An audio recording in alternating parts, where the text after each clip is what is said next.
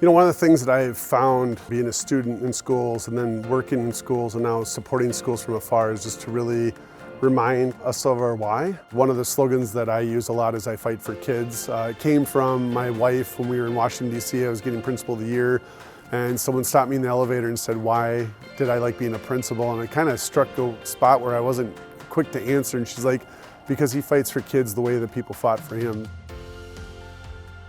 All the way along my journey, people wanted to label me, and it followed me even when I became an educator. I was the type of educator, what I want you to know is I believe in order for kids to learn, they have to have an experience.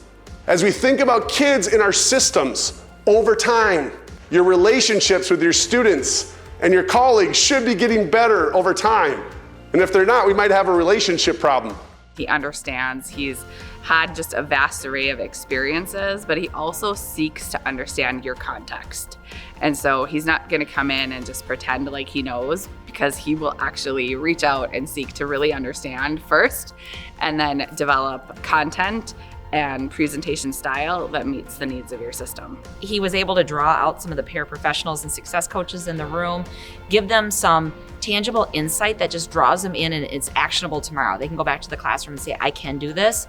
I also do appreciate his empowerment of others. It doesn't matter whatever the title is, you're still a person that's valued in our organization, and he draws that out from his session, his topics, and his activities.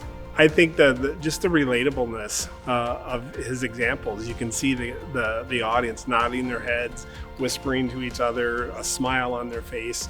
So again, I think the ability to relate to the audience and take practical strategies back. I want to challenge you around your current systems and practices. And if you have a really good reason why you're doing something, you're getting really good results, I want to hear about it. But if we're also banging our head against a door and that door is still closed and we're not creating a lot of change, I want to also listen to that.